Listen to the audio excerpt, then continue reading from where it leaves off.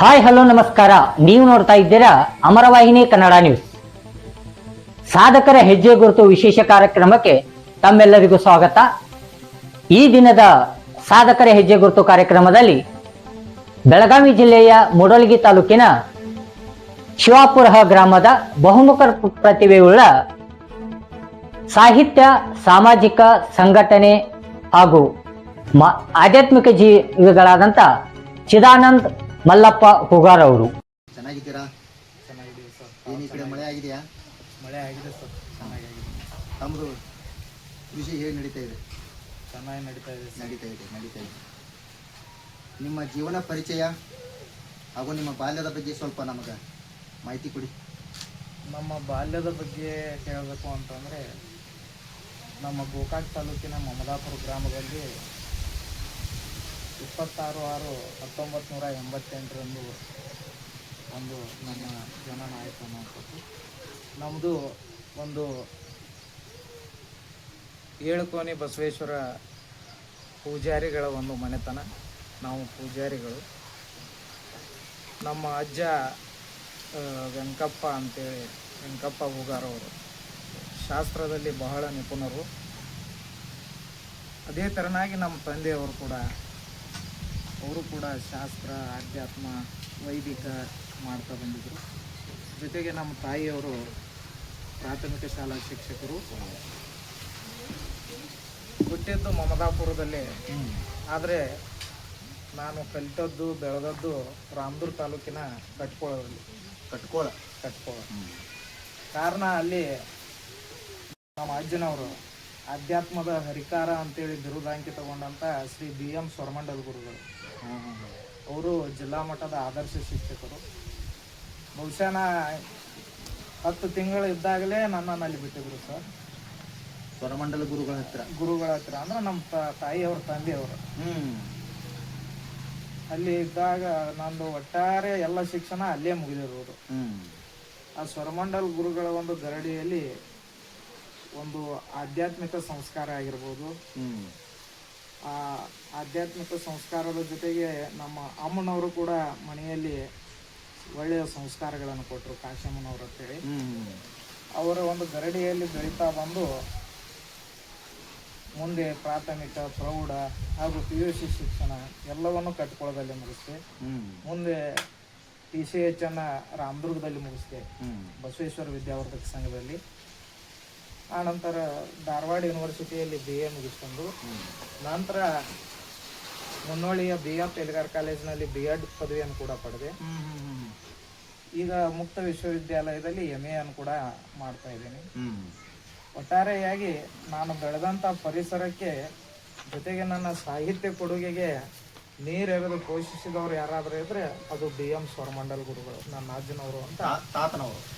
ಬಹಳ ಹೆಮ್ಮೆಯಿಂದ ಹೇಳ್ತೀನಿ. ಕಾರಣ ಇಷ್ಟೇ, 3ನೇ ತರಗತಿಯಲ್ಲಿದ್ದಾಗ ಸಣ್ಣ ಸಣ್ಣ ನಾಟಕಗಳನ್ನು ಬರಿತಾ ಇದ್ದೆ.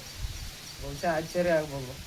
3ನೇ ತರಗತಿಯಲ್ಲಿದ್ದಾಗ ನಾಟಕಗಳನ್ನು ಬರೆದು ಏಕಪಾತ್ರಾಭಿನಯವನ್ನು ಮಾಡ್ತಾ ಇದ್ರೆ, ಆಗಿನ ಸಂದರ್ಭದಲ್ಲಿ ಅವರು ಬಹಳ ಖುಷಿಯಿಂದ 4 ಆನೆ ಕೊಡ್ತಾ ಇದ್ರು. ಈಗಿನ ಮಕ್ಕಳಿಗೆ 4 ಆನೆ ಅಂದ್ರೆ ಗೊತ್ತಿಲ್ಲ. ಒಂದು ಆಕ್ಟಿವಿಟಿ ಮಾಡಿದ್ರಪ್ಪ ನಿಮಗೆ ಪ್ರೋತ್ಸಾಹ ಅಂತ ಬಹಳ ಖುಷಿಯಿಂದ ಭಾಳ ಚೆನ್ನಾಗಿ ಮಾಡಿದ್ಪತ್ತು ಅಂತೇಳಿ ಒಂದು 4 ಆನೆ ಕೊಡೋರು.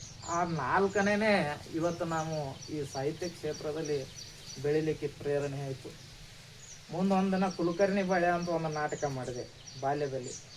ಸುಮಾರು 6ನೇ ತರಗತಿ ಇದ್ದಾಗ ತಾಲೂಕಾ ಮಟ್ಟಕ್ಕೆ ಆಯ್ಕೆ ಆಯಿತು. ಆ ಸಂದರ್ಭದಲ್ಲಿ 150 ರೂಪಾಯಿ ಐರಿ ಆಗಿತ್ತು ನಿಮಗೆ ಸಾರ್ವಜನಿಕರಿಂದ 5-10 ರೂಪಾಯಿ ಕೊಟ್ಟದ್ದು. 150 ಅಂದ್ರೆ ಆಗಿನ ಕಾಲಮಾನಕ್ಕೆ ಅದು ದೊಡ್ಡ ಬಜೆಟ್. ಇವಾಗ ಸಣ್ಣ ಬಜೆಟ್. ಅವಾಗ ಹಾಗೆಲ್ಲ 5 ಪೈಸೆ 10 ಪೈಸೆ ನಡೀತಾ ಇತ್ತು. ಅವಾಗಿಂದ 150 ಅಂದ್ರೆ ಈಗ 15,000 ಆತು.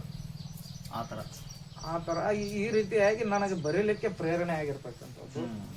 ಜೊತೆಗೆ ಕಾರ್ಗಿಲ್ ಯುದ್ಧದ ಸಂದರ್ಭದಲ್ಲಿ ಕೂಡ ಬನ್ನಿ ಕಾರ್ಗಿಲ್ ಯುದ್ಧಕ್ಕೆ ಹೋಗೋಣ ಅಂತ 99ರಲ್ಲಿ ಬರಿತಾ ಇದ್ದೆ. ಆದ್ರೆ ನನ್ನಲ್ಲಿ ಕವಿ ಅನ್ನೋ ಭಾವನೆ ಇರೋಕ್ಕಿಲ್ಲ. ನಾ ಬರೆದದ್ದು ಕವಿತೆ ಅನ್ನುವಂಥದ್ದು ನನಗೆ ಅರ್ಥ ಇಲ್ಲ. ಆದ್ರೆ ಬರೆಯೋದು ಇಡೋದು ಇಷ್ಟು ಮಾತ್ರ ನಡೀತಾ ಇತ್ತು. ಇವಾಗ ಎಲ್ಲ ನೀವು ಬಂದು ಎಲ್ಲ ಗುರುತಿಸುವಂಥದ್ದು ಆಯ್ತು ಅನ್ನುವಂಥದ್ದು. ಇದು ಆಧ್ಯಾತ್ಮ ತಮ್ಮದು ಹೆಂಗ ಅದೇ ಹೇಳಿದಲ್ಲ ಸರ್, ಅಧ್ಯಾತ್ಮ ಅಂದ್ರೆ ಒಂದು ನಮ್ಮ ತಾಯಿ ತವರ ಮನೆಯಲ್ಲಿ ಕೂಡ ಅಧ್ಯಾತ್ಮ. ಅವ್ರ ಅಜ್ಜ ಮಾರುತಪ್ಪ ಶಾಸ್ತ್ರಿಗಳಂತ ಅವರು ನಿಜಗುಂಡ್ರ ಶಾಸ್ತ್ರದಲ್ಲಿ ವಿದ್ವಾನ್ರು. ಕೈಯಲ್ಲಿ ಗ್ರಂಥವನ್ನೇ ಹಿಡಿತಾ ಇರಲಿಲ್ಲ. ಮುಂದೆ ನಮ್ಮ ಅಜ್ಜನವರು ನಮ್ಮ ತಂದೆಯವರು ಇವರು ನಿಜಗುಂಡ್ರ ಶಾಸ್ತ್ರದಲ್ಲಿ ಪರಿಣತರು. ಮನೆಯಲ್ಲಿ ಅದೇ ಸಂಸ್ಕಾರ.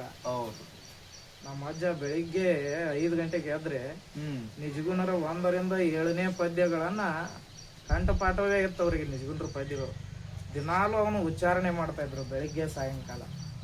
ಉದಾಹರಣೆಗೆ ನಾವಾದ್ರೂ ಈಗ ಕೂಡ ಹರನಾಮವನ್ನು ಬಿಡದೆ ಜಪಿಸಬಲ್ಲವರು ಬಹುಮರಣ ಮಾಯಾ ಕರ್ಮ ಮಲಪಾಶ ಬಂಧ ಬಹು ದುರಿತ ಸಂಸಾರ ಸಂತಾಪ ಸಂಚಯ ಉಳಿದು ಅನ್ನುವಂತ ಈ ಪದ್ಯಗಳನ್ನ ನಾವು ಈಗಲೂ ಕೂಡ ನಿತ್ಯ ಪಠಿಸ್ತೀವಿ. ಅಜ್ಜನವರು ಪಠಿಸ್ತಾ ಇದ್ರು, ತಂದೆಯವರು ಪಠಿಸ್ತಾ ಇದ್ರು. ಆಧ್ಯಾತ್ಮಿಕ ಪ್ರೇರಣೆ. ಒಬ್ಬರು ಹುಲ್ಯಾಳ ಶಾಸ್ತ್ರಿಗಳಂತೇಳಿ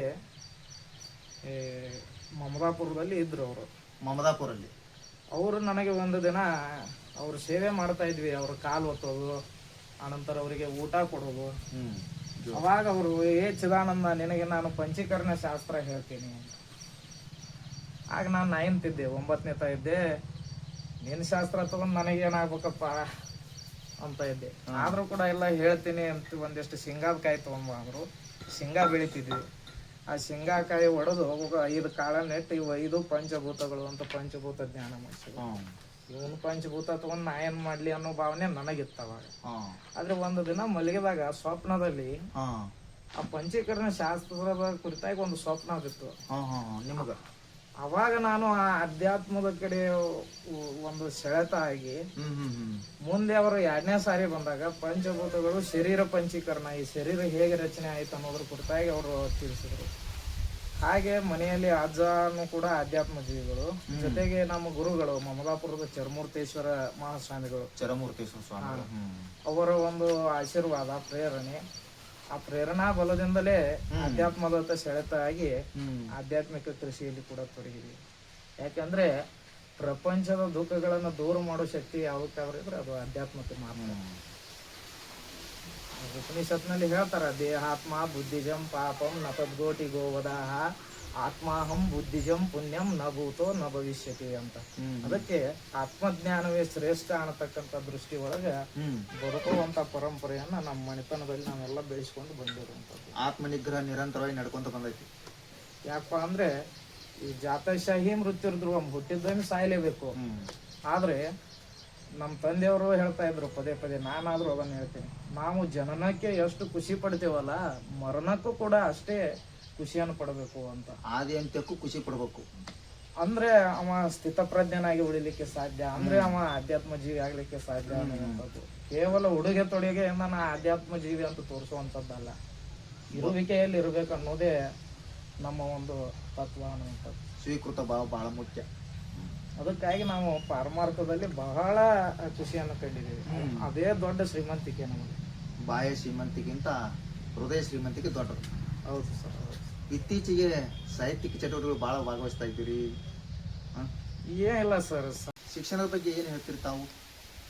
ಶಿಕ್ಷಣದ ಬಗ್ಗೆ ಪ್ರಸ್ತುತವಾಗಿ ಹೇಳ್ಬೇಕಂದ್ರೆ ನಾವು ಕಲಿತಕ್ಕಂಥ ಒಂದು ಜಮಾನಕ್ಕೂ ಈಗಿನ ಜಮಾನಕ್ಕೂ ಬಹಳ ವ್ಯತ್ಯಾಸ ಇದೆ ಸರ್. ನಿಜ. ಅವಾಗ ನಮ್ಮ ಕಲಿಕೆಯಲ್ಲಿ ಒಂದಿಷ್ಟು ಹಂತಗಳು ಅಂತ ಬರ್ತಿದ್ವು. ಅನ್ವಯಿಕೆ ಹಂತ ಅಂತ ಉದಾಹರಣೆಗೆ ಆವಾಗ ಕರೀಂ ಖಾನನ ಕತಿ, ಸಿಂಪಿಗ್ಯಾನ ಕತಿ, ಗ್ರಾಮೀಣ ಸೊಗಡಿನ ಕತೆ, ಈ ಕಥೆಗಳನ್ನ ಹೇಳ್ತಾ ಇದ್ರು. ಅವುಗಳನ್ನ ನಾವು ಕೇಳಿದ ತಕ್ಷಣವೇ ಆ ಒಂದು ಸಿಂಪಿಗನ್ನಲ್ಲಿರುವಂತ ಒಂದು ಬುದ್ಧಿವಂತಿಕೆ ಆಗಿರ್ಬೋದು, ಕರೀಂ ಖಾನ್ನಲ್ಲಿರುವಂತ ಒಂದು ಪ್ರಾಮಾಣಿಕತೆ ಆಗಿರ್ಬೋದು, ಅದನ್ನು ಕೇಳೋದಷ್ಟೇ ಅಲ್ಲದೆ ಜೀವನದಲ್ಲಿ ಅಳವಡಿಸಿಕೊಳ್ತಾ ಇದ್ದೀವಿ. ಆದ್ರೆ ಇವತ್ತಿನ ಮಕ್ಕಳು ಏನಾಗ್ತಾ ಇದೆ ಶಿಕ್ಷಣ ವ್ಯವಸ್ಥೆಯಲ್ಲಿ ಅಂದ್ರೆ, ನಾವು ಕಥೆಗಳನ್ನ ಹೇಳಿದ್ರೆ ಏನೋಪ್ಪ ಯಾವುದೋ ಒಂದು ಓಬೇರಾಯನ ಕಥೆಯನ್ನು ಹೇಳ್ತಾ ಇದ್ದಾರೆ ಏನೋ ಅನ್ನುವಂಥದ್ದು. ಮತ್ತು ಪ್ರಸ್ತುತ ಶಿಕ್ಷಣ ವ್ಯವಸ್ಥೆ ಏನಾಗ್ತಾ ಇದೆ, ಕೇವಲ ಅಂಕಗಳಿಗೆ ಸೀಮಿತವಾಗಿ ಕಲಿತಕ್ಕಂಥದ್ದು, ಅನುಭವ ಇಲ್ಲ.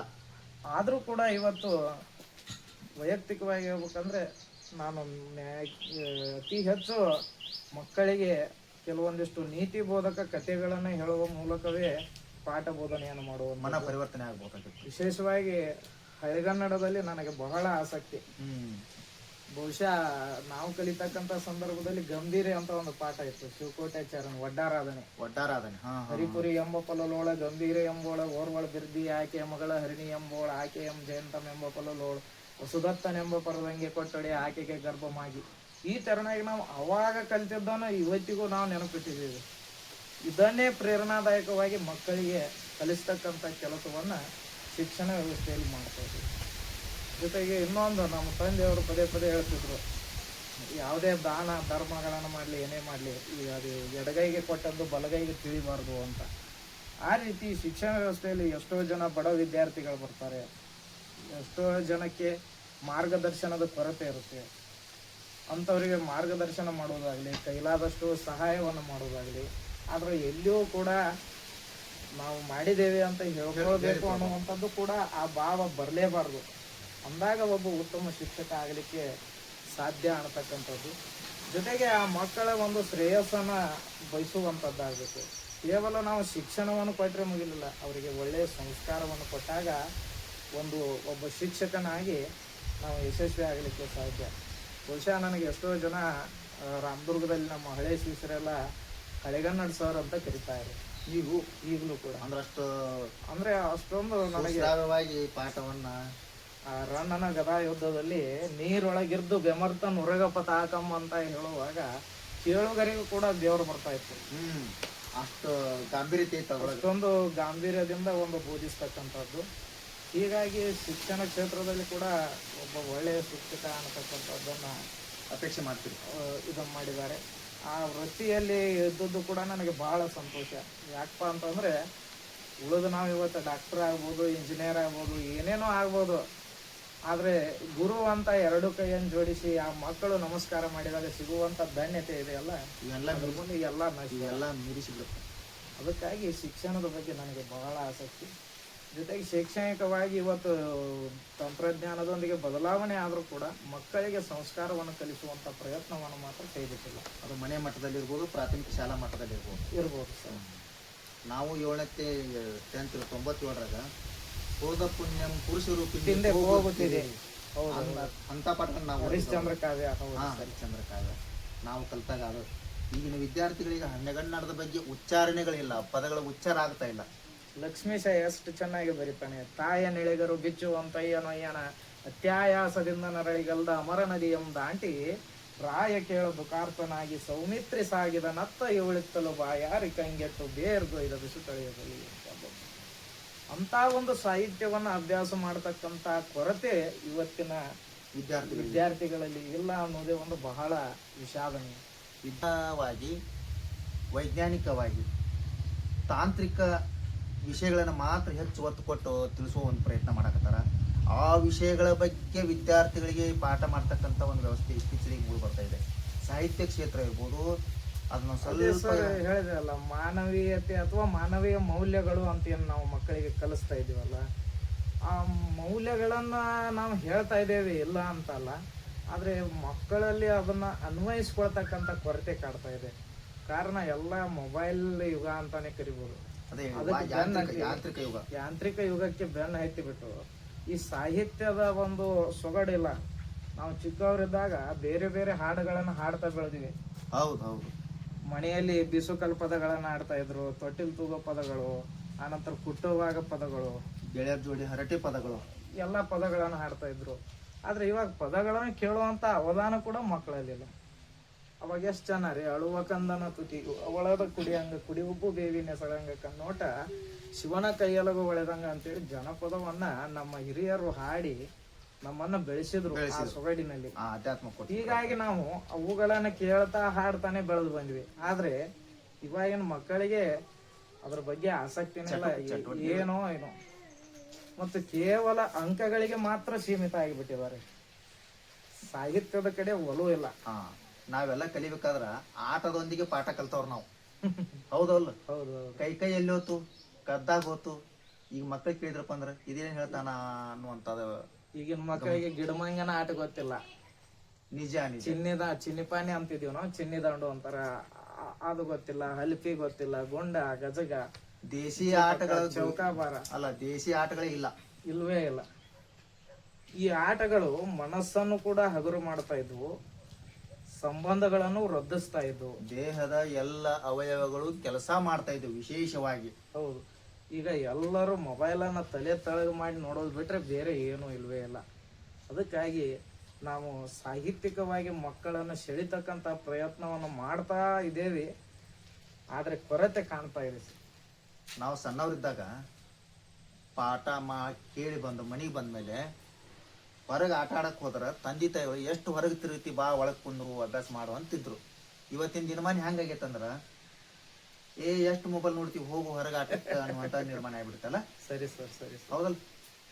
ಮತ್ತೆ ನಿಮ್ಮ ಸಂಘಟನೆ ಇತ್ತೀಚಿನ ದಿನ ಸಂಘಟನೆ ಬಗ್ಗೆ ಹೇಳಬೇಕು ಅಂದ್ರೆ ಬಹುಶಃ ನಾ ಸಂಘಟನೆಯಲ್ಲಿ ಧುಮುಕಿರೋದೇ ಕೂಡ ಒಂದು ವೈಚಿತ್ರ್ಯ ಅಂತಾನೆ ಹೇಳ್ಬೋದು.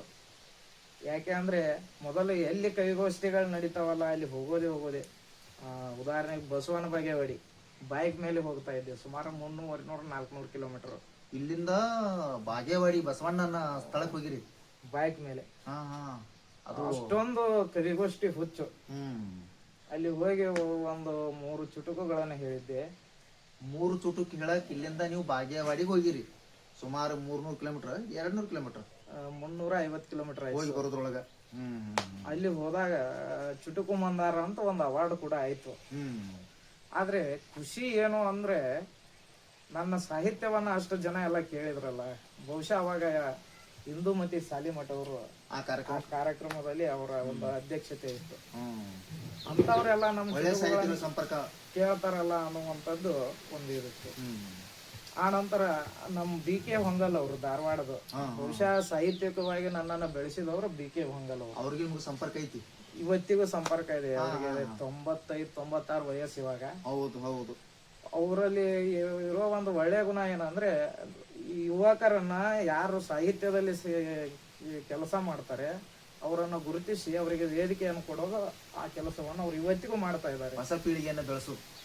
ಆನಂತರ BK ಹೊಂಗಲ್ ಅವ್ರ ಬಗ್ಗೆ ಇವತ್ತಿಗೆ ಹೇಳ್ಬೇಕಂದ್ರೆ ಇವತ್ತಿಗೂ ಕೂಡ ಅವರು ಅಂಚೆ ಚೀಟಿಯನ್ನು ಬರೀತಕ್ಕಂಥದ್ದು, ಪತ್ರಗಳನ್ನ 8ನೇ ಪತ್ರವನ್ನು ಇವತ್ತಿಗೂ ಬರೆದಿರ್ತಾರೆ. ಚಿದಾನಂದ ಅವರೇ ಆರಾಮ ಅಂತ. ನಿಮಗ 96 ವಯಸ್ಸಿನವರು ಅಂದ್ರೆ ಅವ್ರು ಬರೀತಾರೆ ಅನ್ನೋಕ್ಕಿಂತ ಅಂಚೆ ಚೀಟಿಯನ್ನು ಬಳಸೋರು ಬಹುಶಃ ಅವ್ರು ಒಬ್ಬರೇ ಅಂತ ನನಗ ಅನಿಸತ್ತೆ ಈ ಇವತ್ತಿನ ಪ್ರಸ್ತುತ ಸನ್ನಿವೇಶದಲ್ಲಿ. ನೀವು ಪತ್ರದ ವಿಷಯಕ್ಕೆ ಬಂದ್ರೆ ನೀವು ಒಬ್ಬರು ಶಿಕ್ಷಕರಾಗಿ ನಿಮ್ಮ ವಿದ್ಯಾರ್ಥಿಗಳು, ಶಾಲೆಯಲ್ಲಿರ್ತಕ್ಕಂಥ ವಿದ್ಯಾರ್ಥಿಗಳು ಪತ್ರ ಬರೀತಾರ? ಪತ್ರ ಬರೆಸ್ತೇನೆ ಸರ್. ನಾನು ಹಿಂದಿ ಹೇಳ್ತೇನೆ ಶಾಲೆಯಲ್ಲಿ, ಕನ್ನಡ ಮಾಸ್ತರ್ ಆಗಿದ್ರು ಕೂಡ ಶಾಲೆಯಲ್ಲಿ. ಅಲ್ಲ, ನೀವು ಹಳೆಗನ್ನಡದೊಳಗೆ ಪರಿಪಕ್ವ ಇದ್ದು ಹೊಸಗನ್ನಡದಾಗ ಹಿಂದಿ ಹೇಳಿ ಶಿಕ್ಷಕರು. ಹಿಂದಿಯಲ್ಲಿ ಕೂಡ ಪತ್ರ ಬರೆಸ್ತೇನೆ, ಕನ್ನಡದಲ್ಲೂ ಪತ್ರ ಬರೆಸ್ತೇನೆ, ಇಂಗ್ಲಿಷ್ನಲ್ಲೂ ಪತ್ರ ಬರೆಸ್ತೇನೆ ಮಕ್ಕಳಿಗೆ. ನಿಮ್ಮ ವಿದ್ಯಾರ್ಥಿಗಳಿಗೆ ಅರ್ಜಿ ಬರೆದು ತಿಳಿಸಿದೇವ್ರಿ. ಪತ್ರ ಬರೆಸಿ ಅರ್ಜಿ ಬರೆಯೋದಾಗಿರ್ಬೋದು, ಪತ್ರ ಬರೆಯೋದಾಗಿರ್ಬೋದು. ಒಳ್ಳೇದು. ಮಕ್ಕಳಿಗೆ ಅದನ್ನ ನಾನು ಕಲಿಸ್ತೇನೆ. ಜೀವಂತಿಕೆ ಮಕ್ಕಳಿಗೆ ಪತ್ರ ತೆಗೆದುಕೊಂಡ್ ಬನ್ನಿ ಅಂದ್ರೆ ಗೊತ್ತಿಲ್ಲ ಅವರು. ನಾನೇ ಅಂಚೆ ಕಚೇರಿಗೆ ಹೋಗಿ ದುಡ್ಡು ಕೊಟ್ಟು ಪತ್ರಗಳನ್ನ ತಂದು ಬರೆಸಿದ್ದು ಉಂಟು. ಇನ್ನು ಅದಾವು. ಅಂದ್ರೆ ಅವಾಗ ಹೊಂಗಲ್ ಅವರು ನಮ್ಮಂತ ಎಷ್ಟೋ ಸಾಹಿತಿಗಳ ಆ ಸಂದರ್ಭದ ಕಾಲಘಟ್ಟದಲ್ಲಿ ಅಮರ್ ಕಾಂಬ್ಳೆ ಅಂತಾಗಿರ್ಬೋದು, ಆನಂತರ ರಾಜಶ್ರೀ ವಡ್ಲಿ ಅಂತಾಗಿರ್ಬೋದು, ಆನಂತರ ರಾಜು ಅಂತೇಳಿ ಒಬ್ಬರಿದ್ರು. ಹೀಗೆ ಸುಮಾರು ಒಂದು 10-12 ಯುವ ಜನ, ಮಂಜು ಬಡಿಗೇರ ಅಂತ ಏನೋ ಹೆಸರು ನೆನಪು ಬರ್ತಾರೆ, ಸಂಘಟನೆ ಕಟ್ಕೊಂಡಿದ್ರು. ಎಲ್ಲರನ್ನು ನಮ್ಮನ್ನ ಒಂದೇ ಸಮಯದಲ್ಲಿ ವೇದಿಕೆಗೆ ತಂದ್ರು BK ಹೊಂಗಲ್ ಅವರು. ನಾವು ವೇದಿಕೆ ಕೊಡ್ತೇನೆ, ನಿಮ್ಮ ಪ್ರತಿಭೆ ಮೇಲೆ ನೀವು ಬೆಳಿತೀರಾ. ಆ ಹೊಂಗಲ್ ಅವರ ಸಂಪರ್ಕದಿಂದ ನಮಗಲ್ಲಿ ಹಿರಿಯ ಸಾಹಿತಿಗಳು, ಪತ್ರಕರ್ತರಾದಂಥ ಪಾಟೀಲ್ ಪುಟ್ಟಪ್ಪನವರ ಒಂದು ಸಂಪರ್ಕ ಬೀಳಿತು. ಗಟ್ಟಿಗಳು, ಕನ್ನಡದ ಗಟ್ಟಿ ಧ್ವನಿ, ಕನ್ನಡದ ಕಟ್ಟಾಳು. ಆ ಪಾಟೀಲ್ ಪುಟ್ಟಪ್ಪನವರಲ್ಲಿ ಇರ್ತಕ್ಕಂಥ ಅವರ ಒಂದು ಪ್ರಪಂಚದ ಬೆಳಕು ಅಂತೇಳಿ, ಅವರ ಪ್ರಪಂಚದೊಳಗೆ ನನ್ನಂತ ಎಷ್ಟೋ ಸಾಹಿತಿಗಳು ಆಗಿ ಹೋಗಿದ್ದಾರೆ ಅನ್ನುವಂಥದ್ದು. ಅದು ಕೂಡ ಒಂದು ನಮಗೆ ಸಾಹಿತ್ಯದಲ್ಲಿ ಸಂಘಟನೆಯನ್ನ ಯಾವ ರೀತಿ ಮಾಡಬೇಕು ಅನ್ನೋದಕ್ಕೆ ಪ್ರೇರಣೆ ಬೇಕು. ಅವಾಗ ಈಶ್ವರ್ ಕಮ್ಮಾರ್ ಅವರ ಅಧ್ಯಕ್ಷತೆಯಲ್ಲಿ ಧಾರವಾಡದೊಳಗೆ ಒಂದು ಕರ್ನಾಟಕ ಕವಿ ಬಳಗ ಅಂತ ಮಾಡಿದ್ರು. ಧಾರವಾಡದೊಳಗೆ ಯೂನಿವರ್ಸಿಟಿ, ಧಾರವಾಡದಲ್ಲಿ. ಆ ಕರ್ನಾಟಕ ಕವಿ ಬಳಗದಲ್ಲಿ ಅತ್ಯಂತ ಯುವ ಸಾಹಿತಿ ಯಾರಾದ್ರೂ ಇದ್ರೆ ಅದು ಚಿದಾನಂದ ಹೂಗಾರ್ ಅಂತೇಳಿ, ಚಿಕ್ಕವರು. ಅವಾಗಲೇ ನಾನು ಸಂಘಟನೆಯಲ್ಲಿ ಧುಮುಕಿದ್ದು. ಸುಮಾರು ಇದು ನಾನು ಹೇಳ್ತಾ ಇರೋದು ಒಂದು 20 ವರ್ಷಗಳ ಹಿಂದಿಂದು. 20 ವರ್ಷಗಳ ಹಿಂದೆ ಅದು ಆನಂತರ ಕರ್ನಾಟಕ ಕವಿ ಕೋಗಿಲೆಗಳ ಬಳಗ ಅಂತ ಮಾಡಿದ್ರು. ಧಾರವಾಡದಲ್ಲಿ ಅದರಲ್ಲಿ ಕೂಡ ಇದು ಹೆಚ್ಚಿನ ಒಂದು ಸಾಹಿತ್ಯ ಕೃಷಿ ಧಾರವಾಡದಲ್ಲಿ. ಅವಾಗ ಪ್ರಮೋದ ಜೋಶಿ, ಮಧುಮತಿ ಸನಕಲ್ಲ, ಬಸವರಾಜ್ ಸನಕಲ್ಲ, ಈಶ್ವರ್ ಸನಕಲ್ ಅವರ ಪುತ್ರ ಮತ್ತು ಪುತ್ರಿಯರು, ಅವರು ಎಲ್ಲರೂ ಕೂಡಿ ನಾವು ಹಲವಾರು ಕೈಗೋಷ್ಠಿಗಳಿಗೆ ಭಾಗ್ತಾ ಇದ್ವಿ. ಕರ್ಲವಾಡದ ಸಿದ್ದೇಶ್ವರ ಹಿರೇಮಠ ಅವರು ಆ ಸಂದರ್ಭದಲ್ಲಿ ನಮ್ಮ ಸಾಹಿತ್ಯ ಪ್ರತಿಭೆಯನ್ನು ನೋಡಿ ನವೋದಯ ಕಾವ್ಯಶ್ರೀ ಅಂತ ಹೇಳಿ ಬಿರುದಾಂಕಿತ ಒಂದು ನಿಮಗ ಪ್ರಶಸ್ತಿಯನ್ನು ಕೂಡ ಕೊಟ್ಟರು. ನವೋದಯ ಕಾವ್ಯಶ್ರೀ ಹುಬ್ಬಳ್ಳಿ. ಈ ರೀತಿಯಾಗಿ ನಾನು ಸಾಹಿತ್ಯದಲ್ಲಿ ಹಾಗೆ ಬೆಳೀತಾ ಬಂದೆ. ಮುಂದೊಂದು ದಿನ ಒಂದು ರಾಜಶ್ರೀ ವಡ್ಲಿ ಅವರ ಒಂದು ಆತ್ಮೀಯತೆಯಿಂದಾಗಿ ಅಲ್ಲಿ ಬೆಂಗಳೂರಲ್ಲಿ ಶಿಶಿರ ಒಂದು ಕಾವ್ಯ ಕಮ್ಮಟವನ್ನು ಮಾಡಿದರು. ಆ ಕಾವ್ಯ ಕಮ್ಮಟದಲ್ಲಿ ಒಂದು ಅವಕಾಶವನ್ನು ಕೊಡುವ ಮೂಲಕ ಅಲ್ಲಿ ಉಪನ್ಯಾಸಕನಾಗಿ ಜೊತೆಗೆ ನಿರೂಪಕನಾಗಿ ಕವಿಯಾಗಿ ಭಾಗವಹಿಸಿದೆ. ಆ ಸಂದರ್ಭದಲ್ಲಿ ನಮ್ಮ ಮುಡ್ನಾಕೂಡು ಚಿನ್ನಸ್ವಾಮಿ ಅವರಾಗಿರ್ಬೋದು, ಮತ್ತು ಡಾಕ್ಟರ್ ಸಿದ್ಲಿಂಗಯ್ಯನವರಾಗಿರ್ಬೋದು, ಆನಂತರ ಎಚ್.ಎಸ್. ಶಿವಪ್ರಕಾಶ್ ಅವರು, ಅವ್ರ ಸಂಪರ್ಕದ PS ನಾಗಾಭರಣ, ನಾಗತಿಹಳ್ಳಿ ಚಂದ್ರಶೇಖರ್ ಅವರು, ಈ ರೀತಿ ಅವರು ಸುಚೇಂದ್ರ ಪ್ರಸಾದ್ ಫಿಲ್ಮ್ ಆಕ್ಟರು, ಇವರು ಎಲ್ಲರ ಒಂದು ಭೇಟಿ, ಅವರ ಜೊತೆಗೆ ಬೆರ್ತಂಥದ್ದು, ಕಾರ್ಯಕ್ರಮದಲ್ಲಿ ಭಾಗಿಯಾದಂಥದ್ದು ನನಗೊಂದು ಹೊಸ ಒಂದು ಪರಿಕಲ್ಪನೆಯನ್ನ ಕಲ್ಪಿಸಿಕೊಡ್ತು ಅಂತ ಹೇಳ್ಬೋದು. ಅಲ್ಲಿಂದ ಯಾವಾಗ ನಾನು ರಾಮದುರ್ಗ ತಾಲೂಕನ್ನು ಬಿಟ್ಟು ಮೂಡಲಗಿಗೆ ಬಂದೆ, 3 ವರ್ಷದಲ್ಲಿ ಅವಾಗ ಇಲ್ಲಿ ಮೂಡಲಗಿ ತಾಲೂಕು ಹೊಸದಾಗಿ ಉದಯ ಆಗಿತ್ತು. ಆ ಮೂಡಲಗಿ ತಾಲೂಕಿನ ಒಂದು ಕನ್ನಡ ಸಾಹಿತ್ಯ ಪರಿಷತ್ತಿಗೆ ಸಿದ್ದರಾಮ ದ್ಯಾಗನಟ್ಟಿ ಅವರು ಅಧ್ಯಕ್ಷರಿದ್ದರು. ಆ ಸಂದರ್ಭದಲ್ಲಿ ಅವರು, ನಾನು ಎಲೆ ಮರೆ ಕಾಯಿ ಅಂತಿದ್ದೆ ಈ ಭಾಗದಲ್ಲಿ ಮೂಡಲಗಿಯಲ್ಲಿ 2011ರಲ್ಲಿ ಬಂದೆ. ಅವಾಗ ನನಗೆ ಏನಾಗಿತ್ತು ಅಂದ್ರೆ ಸಾಹಿತ್ಯದ ರೇಖೆಗಳನ್ನು ಕಟ್ ಮಾಡಿದ್ದಾಗಿತ್ತು. ನಿಮ್ಮ ಹಳೆ ಬಳಗ ಎಲ್ಲ ಅಲ್ಲಿ ಆಗಿತ್ತು, ಹಳೆ ಬಳಗ ಜಂಪ್ ಆಗಿ ಇಲ್ಲಿ ಬಂದಿದ್ರಿ ಹೆಂಗಪ್ಪ ಅಂತ ವಿಚಾರ ಮಾಡ್ತಾ ಇದ್ದೆ. ಅವಾಗ ದ್ಯಾಗನಟ್ಟಿ ಅವರು ಏನ್ ಮಾಡಿದ್ರು ಅಂತಂದ್ರೆ, ನಮ್ಮ ಮುರುಗೇಶ್ ಗಾಡ್ವಿ ಅವರು ಅಂತೇಳಿ ಆತ್ಮೀಯರು, ಅವರ ಒಂದು ಪರಿಚಯದಿಂದ ನನ್ನನ್ನು ಕನ್ನಡ ಸಾಹಿತ್ಯ ಪರಿಷತ್ ಪದಾಧಿಕಾರಿಯಾಗಿ ನೇಮಿಸಿಕೊಂಡ್ರು. ಆ ಮೂಲಕ ಸಂಘಟನೆಯಲ್ಲಿ ಧುಮುಕ್ತಕ್ಕಂಥದ್ದು. ಅದಕ್ಕೂ ಮೊದಲು ಬಸವರಾಜ್ ಭಜಂತ್ರಿ ಅವರು ಸೃಜನಶೀಲ ಸಾಹಿತ್ಯ ಬಳಗದಲ್ಲಿ ಸಂಘಟನಾ ಕಾರ್ಯದರ್ಶಿ ಅಂತ ಮಾಡಿದ್ರು. ಇದರೊಂದಿಗೆ ಸಾಹಿತ್ಯ ಕ್ಷೇತ್ರದಲ್ಲಿ ಮೊದಲು ಒಬ್ಬ ಕವಿಯಾಗಿ ಹೋಗಿ ಕವನ ವಾಚನ ಮಾಡೋದು ಬರೋದು ಇಷ್ಟೇ ಇತ್ತು. ಆ ನಂತರ ಯಾವಾಗ ನಾವು ಸಂಘಟನೆಯಲ್ಲಿ ಈ ಮೂಲಕ ನಾವು ಸಂಘಟನೆಯಲ್ಲಿ ತೊಡಗಿದ್ವಿ. ಮುಂದೆ LS ಶಾಸ್ತ್ರಿ ಅವರು ಒಂದು ಸಂಘಟನಾ ಕ್ಷೇತ್ರವನ್ನು ಗುರುತಿಸಿ ಚುಟುಕು ಸಾಹಿತ್ಯ ಪರಿಷತ್ ಅಧ್ಯಕ್ಷರನ್ನಾಗಿ ಕೂಡ ನೇಮಕ ಮಾಡಿದರು. ಬಹುಶಃ ನಾವು ಸಾಹಿತ್ಯಿಕವಾಗಿ ಹಲವಾರು ಸಾಹಿತಿಗಳನ್ನು ಗುರುತಿಸ್ತಾ ಬಂದಿದ್ದೀವಿ. ನಾವು ಮನೆಯಲ್ಲಿ ಪ್ರತಿ ವರ್ಷ ನವರಾತ್ರಿ ಉತ್ಸವ ಅಂತ ಮಾಡ್ತೀವಿ. 9 ದಿವಸ ನಮ್ಮ ತಂದೆಯವರಿದ್ದಾಗಲಿಂದ ಮಾಡ್ತಾ ಬಂದಿದ್ದು. ಆ ಸಂದರ್ಭದಲ್ಲಿ ಕೆಲವು ನನ್ನ ಆತ್ಮೀಯರು ಹೇಳಿದ್ರು, ಇಷ್ಟೆಲ್ಲ ಕಾರ್ಯಕ್ರಮ ಮಾಡ್ತೀರಾ, ಕವಿಗಳಿಗೆ ಒಂದು ಯಾಕೆ ಅವಕಾಶ ಕೊಡಬಾರ್ದು? ಅದು ಸರಿ ಅಂತ ಹೇಳಿ ನವರಾತ್ರಿ ಉತ್ಸವದೊಳಗೆ ಉದಯೋನ್ಮುಖ ಕವಿಗಳನ್ನೆಲ್ಲ ಕೂಡಿಸಿ ಪ್ರತಿ ವರ್ಷ 5 ರಿಂದ 10 ಜನ ಹೊಸ ಕವಿಗಳನ್ನು ಗುರುತಿಸಿ ಅವರಿಗೆ ಒಂದು ವೇದಿಕೆಯನ್ನು ಕೊಟ್ಟು ಆ ಒಂದು ಕವಿಗೋಷ್ಠಿ ಮೂಲಕ ಈ ಒಂದು ಕಾವ್ಯ ಲೋಕಕ್ಕೆ ಪರಿಚಯಿಸ್ತಕ್ಕಂಥ ಒಂದು ಕೆಲಸವನ್ನ ಮಾಡ್ತಾ ಬಂದೆ. ಅದನ್ನೆಲ್ಲವನ್ನು ಗುರುತಿಸಿದಂತ ಶಾಸ್ತ್ರಿ ಸರ್ ಒಂದು ಸುಸಾಪ ಅಧ್ಯಕ್ಷನಾಗಪ್ಪ ಅಂತೇಳಿ ಅವಕಾಶವನ್ನು ಕೊಟ್ಟರು. ಹೊಸ ತಾಲೂಕಿನ ಅಧ್ಯಕ್ಷರಾದ್ರು. ಈಗ 3 ವರ್ಷ ಮುಗಿದು ಮತ್ತೆ 2ನೇ ಅವಧಿಗೂ ಕೂಡ ಪುನರಾಯ್ಕೆಯನ್ನು ಮಾಡಿದ್ರು.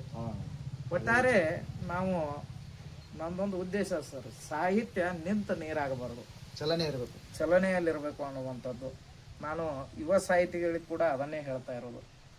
ಆನಂತರ ನಾವೊಂದಿಷ್ಟು ವಿವಿಧ ಸಂಘಟನಾತ್ಮಕ ಕಾರ್ಯಗಳನ್ನು ಮಾಡ್ತಾ ಬಂದ್ವಿ. ಒಂದು ಕಾವ್ಯ ಕುಂಚ ಗಾಯನ ಅನ್ನತಕ್ಕಂಥದ್ದಾಗಿರ್ಬೋದು, ಅದ್ರ ಜೊತೆಗೆ ಒಂದಿಷ್ಟು ವಿಶೇಷವಾಗಿ ಮಹಿಳೆಯರಿಗಾಗಿ ಮಹಿಳಾ ಕವಿಗೋಷ್ಠಿಗಳನ್ನು ಮಾಡುವಂಥದ್ದು ಮಾಡಿದ್ರಿ. ಜಿಲ್ಲಾ ಮಟ್ಟದ ಕವಿಗೋಷ್ಠಿಗಳನ್ನು ಮಾಡಿದೆ ಸರ್. ಇಲ್ಲಿ ಮೂಡಲಗಿಯಲ್ಲಿ ಜಿಲ್ಲಾ ಮಟ್ಟದ ಮಾಡಿದೆ, ಆದ್ರೆ ರಾಜ್ಯ ಮಟ್ಟದಲ್ಲಿ ಅದಕ್ಕೆ ಪ್ರಚಾರ ಸಿಕ್ತು. ಸುಮಾರು 42 ಜನ ಕವಿತ್ರಿಯರು ಭಾಗವಹಿಸಿದ್ರು, ಮಹಿಳೆಯರು ಅಂತ ಒಂದು ಕಾರ್ಯಕ್ರಮಗಳನ್ನು ಕೊಡೋದಾಗಿರ್ಬೋದು. ಅದರ ಜೊತೆಗೆ ಕವಿ ಮನೆಗಳು ಕಾವ್ಯಾವಲೋಕನ ಅಂತ ಒಂದು ಹೊಸ ಕಾನ್ಸೆಪ್ಟ್ ಅನ್ನು ಹಾಕೊಂಡು ಕವಿ ಮನೆಗೆ ಹೋಗಿ ಅವರ ಕಾವ್ಯವನ್ನೇ ಪರಿಚಯ ಮಾಡಿ ಈ ಜಗತ್ತಿಗೆ ಸಾರ್ತಕ್ಕಂಥದ್ದು. ಬಹುಶಃ ಇವತ್ತು ನಾವು ಕುವೆಂಪು ಬೇಂದ್ರೆ ಅವರ ಕವನಗಳನ್ನ ಕಾವ್ಯವನ್ನ ಎಲ್ಲರೂ ಓದ್ತಾ ಇದ್ದಾರೆ, ಆದ್ರೆ ನಮ್ಮ ದೇಶಿ ಪ್ರತಿಭೆಗಳು ನಮ್ಮ ಅವರು ಬರೆದಂತ ಕಾವ್ಯವನ್ನ ಈ ಪ್ರಪಂಚಕ್ಕೆ ತಿಳಿಪಡಿಸಬೇಕಾಗಿರೋ ಒಂದು ಅನಿವಾರ್ಯತೆ ಇರ್ತಲ್ಲ, ಆ ಒಂದು ಕೆಲಸವನ್ನು ಕೂಡ ನಾನು ಕೈಗೆತ್ತಿಕೊಂಡೆ. ಅದು ಒಂಥರ ಸಕಾರಾತ್ಮಕ ಸ್ಪಂದನೆ ಕೂಡ ದೊರೀತಾ ಇದೆ. ನಮ್ಮ ಮೂಡಲ್ಗಿ ಭಾಗದ ಹಿರಿಯ ಸಾಹಿತಿಗಳೆಲ್ಲ ಸಂಗಮೇಶ್ ಗುಜಗೊಂಡ್ ಸರ್ ಆಗಿರ್ಬೋದು, ಬಾಲಶೇಖರ್ ಬಂದಿ ಅವರಾಗಿರ್ಬೋದು, ಮಹಾದೇವ್ ಜಿಡ್ಡಿಮನಿ ಸರ್ ಅವರಾಗಿರ್ಬೋದು, ಮಹಾದೇವ್ ಪೋತರಾಜ್ ಅವರಾಗಿರ್ಬೋದು, ಇವರೆಲ್ಲ ಸಾಹಿತ್ಯಿಕವಾಗಿ ಬಹಳ ಪ್ರೋತ್ಸಾಹವನ್ನು ಕೊಡ್ತಾ ಬಂದರು. ಅದ್ರ ಜೊತೆಗೆ ನಮ್ಮ ಚುಟುಕು ಸಾಹಿತಿಗಳಾದಂಥ ಶಿವಾನಂದ ಬೆಳಕೂಡ್ ಸರ್ ಅವರು ಕೂಡ ಸೀನಿಯರ್ ಒಂದು ನಮ್ಮ ಬಗ್ಗೆ ಒಳ್ಳೆಯ ಅಭಿಪ್ರಾಯವನ್ನು ಹೊಂದಿ ಬೆನ್ನು ತಡ್ತಕ್ಕಂಥ ಕೆಲಸವನ್ನು ಮಾಡ್ತಾ ಬಂದಿದ್ದಾರೆ.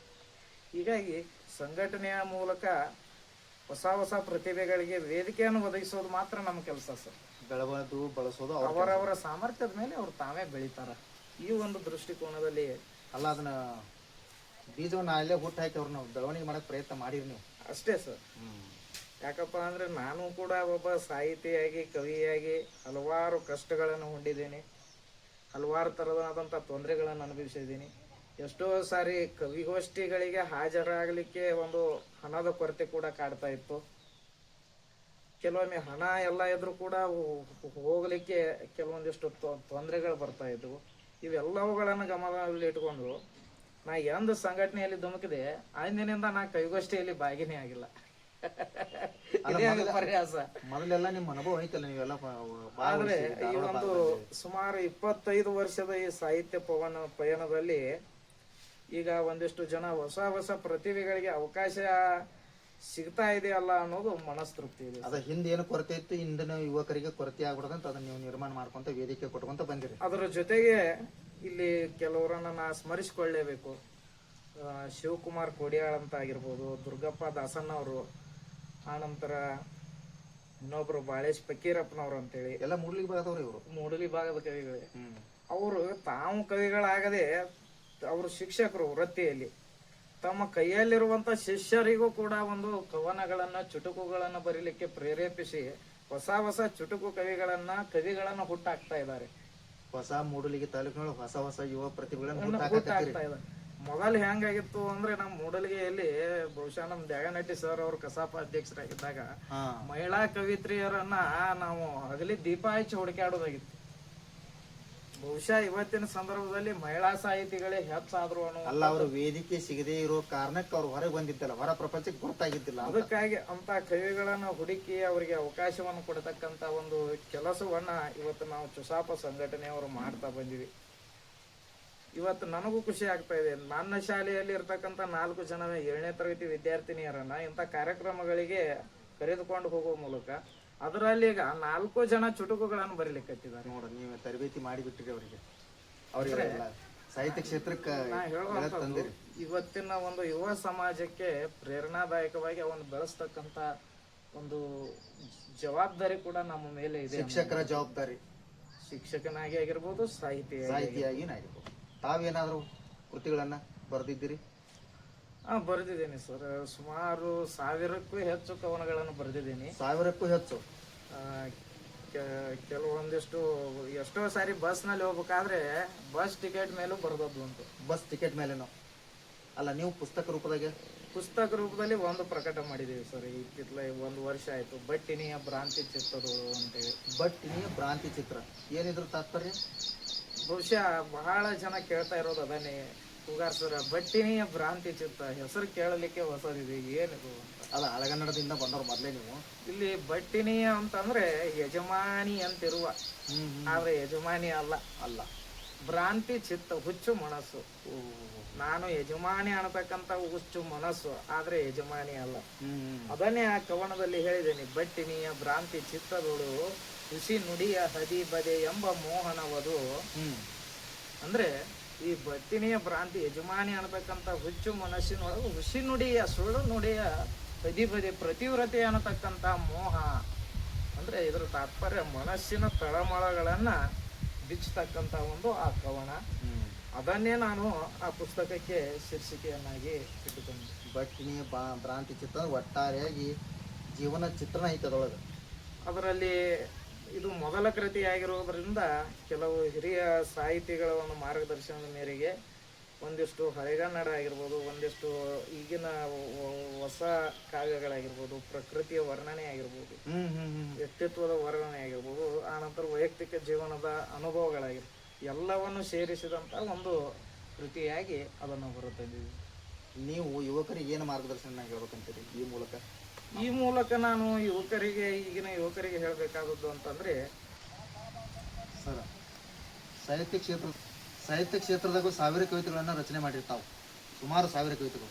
ಅದ್ರಾಗ ಒಂದು ಯಾವ್ದಾದ್ರು ಒಂದು ಪಲ್ಲವಿ, ಒಂದು ನುಡಿ ತಾವು ಒಂದು ಅವಿಚಲನಾದೆ ಅಂತೇಳಿ ಒಂದು ಕವನವನ್ನು ಬರೆದಿದ್ದೀನಿ. ಬಹುಶಃ ಅದು ಹಳೆಗನ್ನಡ ದಾಟಿಯಲ್ಲಿ ಇರ್ತಕ್ಕಂಥ ಹಳೆಗನ್ನಡ ಹೆಚ್ಚು ಇಷ್ಟ ನಿಮ್ಗಿರೋದು ಹಳೆಗನ್ನಡ.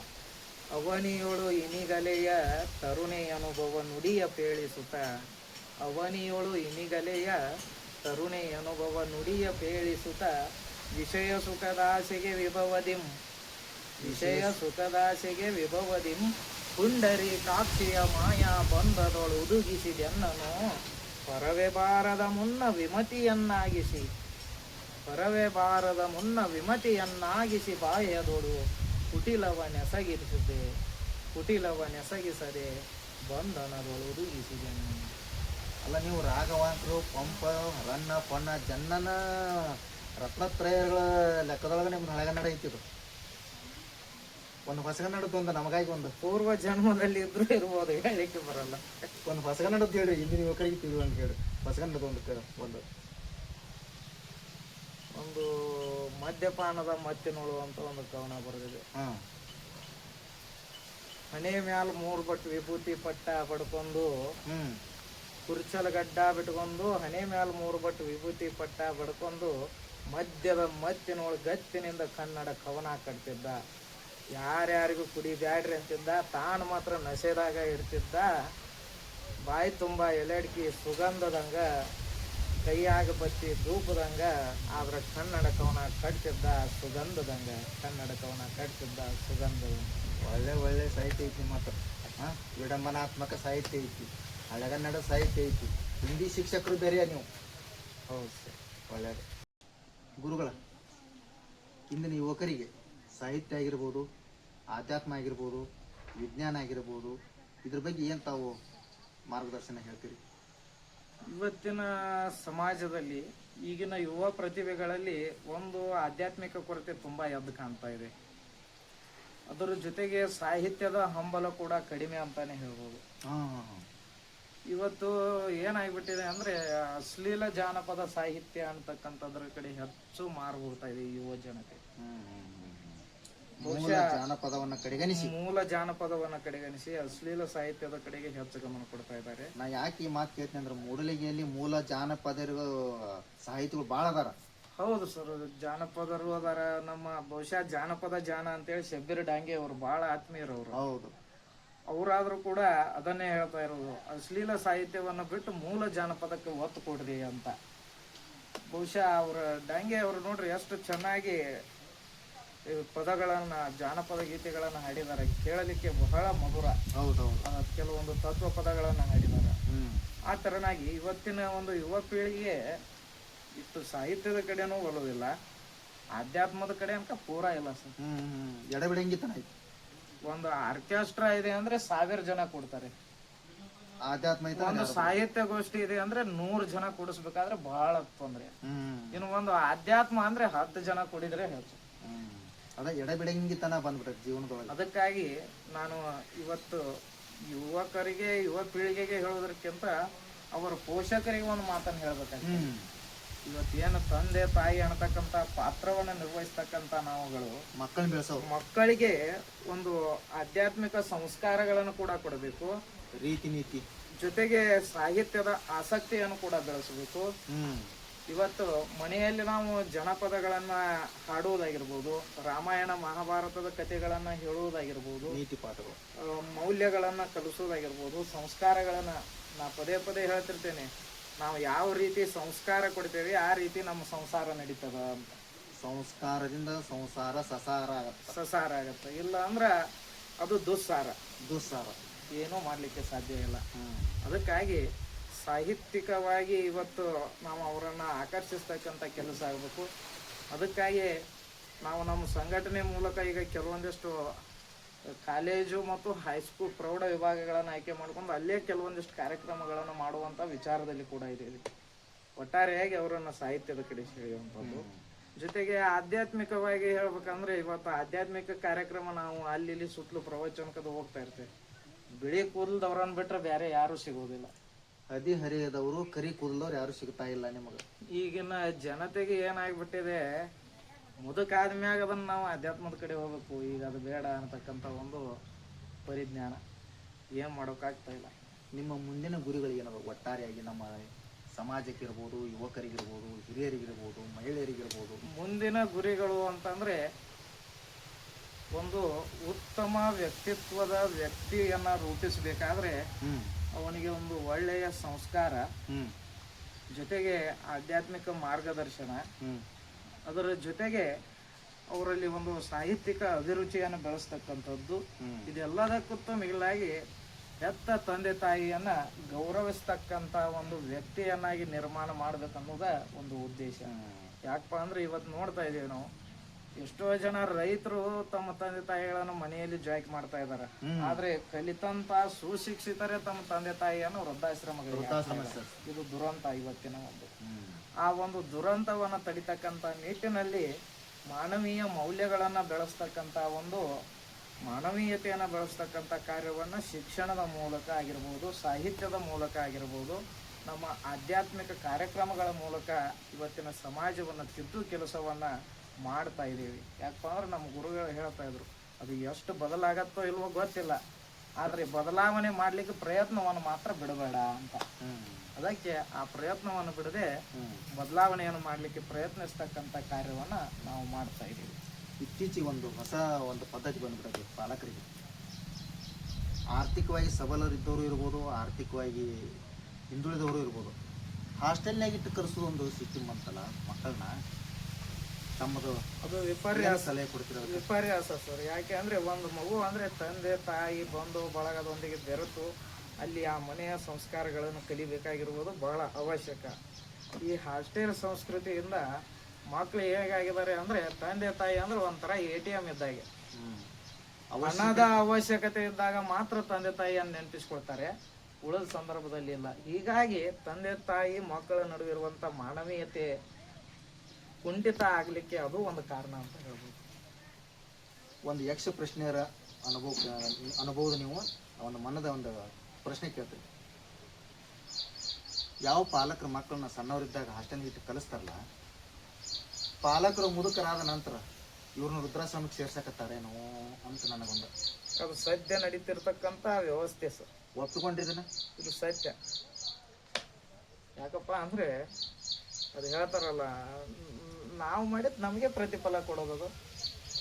ನಾವು ಮಕ್ಕಳನ್ನ ಬೆಳೆಸಕ್ ಕಷ್ಟಪಡ್ಲಿಲ್ಲ, ಮಕ್ಕಳು ನಮ್ಮನ್ನ ಸಾಕಕ್ಕೆ ಕಷ್ಟ ಪಡೋದಿಲ್ಲ. ನಾವೇ ಮಾಡಿದ್ದಲ್ಲ, ಅದು ವ್ಯವಸ್ಥೆ ನಾವೇ ಮಾಡ್ಕೊಂಡದ್ದಲ್ಲ.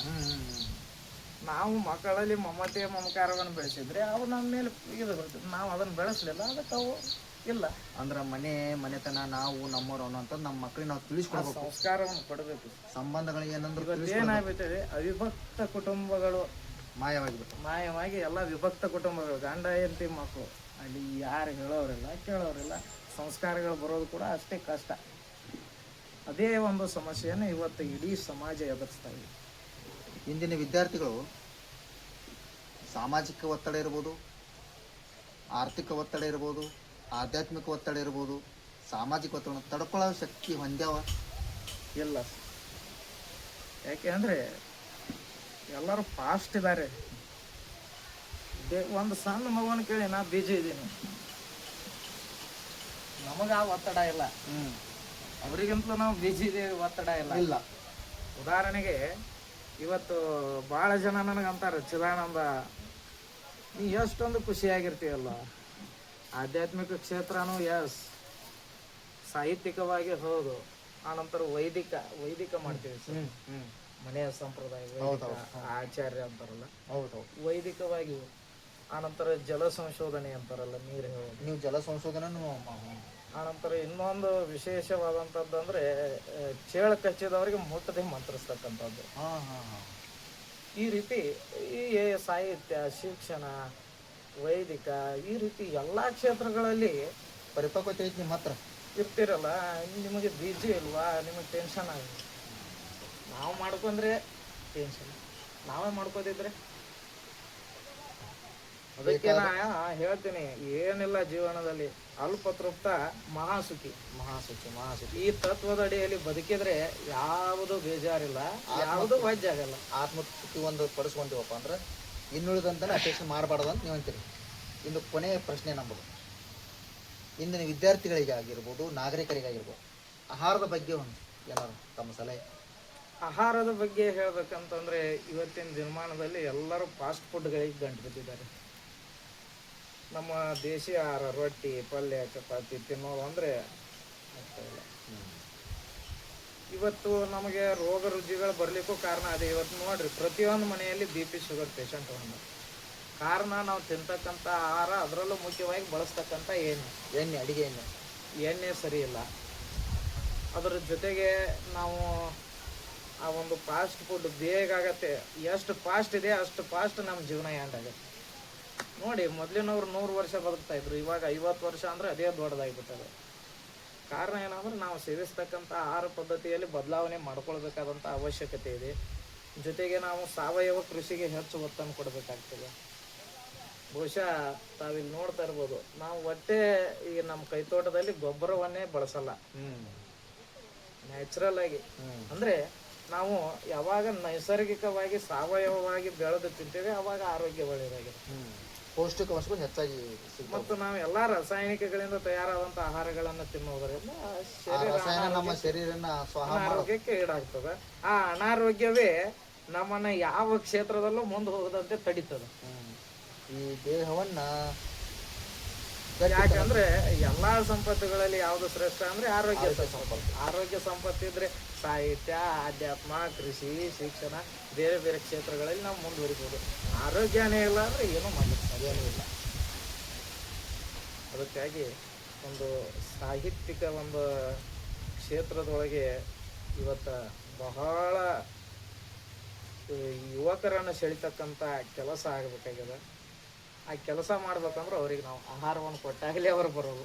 ಸತ್ತೋಯ್ತು ಆಹಾರ, ದೇಶಿ ಆಹಾರ. ನಮ್ಮ ಹಳ್ಳಿ ಭಾಷೆಯಲ್ಲಿ ನಾವು ಹೇಳ್ತೀವಿ, ಹೊಗೆ ಹಾಡಿದ್ರೆ ಜನ ಸೇರ್ತಾರೆ ಅಂತ.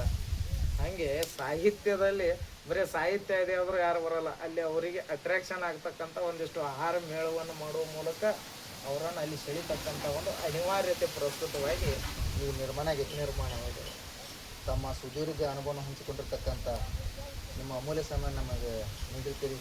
ತುಂಬ ಧನ್ಯವಾದ. ನಮ್ಮ ಅಮರ ವಾಹಿನಿ ನ್ಯೂಸ್ನಿಂದ ಅರ್ಪಿಸ್ತೀವಿ. ತಮಗೂ ವಾಹಿನಿಗೂ ಕೂಡ ಧನ್ಯವಾದಗಳು ಸರ್. ಯಾಕಪ್ಪ ಅಂತಂದರೆ ಒಂದು ಗ್ರಾಮೀಣ ಭಾಗದಲ್ಲಿರ್ತಕ್ಕಂಥ ಒಂದು ಸಾಹಿತ್ಯ ಪ್ರತಿಭೆಯನ್ನು ಗುರುತಿಸಿ ತೆರೆಯಲ್ಲಿ ತೋರಿಸ್ತಕ್ಕಂಥ ಒಂದು ಈ ಅಮರ ವಾಹಿನಿಯ ಕಾರ್ಯ ನಿಜಕ್ಕೂ ಶ್ಲಾಘನೀಯ. ಬಹುಶಃ ನಮ್ಮಂಥ ಎಷ್ಟೋ ಜನ ಸಾಹಿತಿಗಳಾಗಿರ್ಬೋದು, ಸಮಾಜ ಸುಧಾರಕರಾಗಿರ್ಬೋದು, ಶಿಕ್ಷಕರಾಗಿರ್ಬೋದು, ಅವರೆಲ್ಲರನ್ನ ಈ ಒಂದು ಸಮಾಜಕ್ಕೆ ಪರಿಚಯಿಸುವ ಉದ್ದೇಶ ಇಷ್ಟೇ. ಅವರಿಗೊಂದು ವೇದಿಕೆಯನ್ನು ಕೊಟ್ಟು ಇನ್ನೊಬ್ಬರಿಗೆ ಸ್ಫೂರ್ತಿಯಾಗಿ ನಿಲ್ಲಿಸ್ತಕ್ಕಂಥ ಕಾಯಕ ನಿಜಕ್ಕೂ ಶ್ಲಾಘನೀಯ. ಮತ್ತೊಮ್ಮೆ ತಮಗೂ ಮತ್ತು ತಮ್ಮ ಅಮರ ವಾಹಿನಿಗೂ ಧನ್ಯವಾದ.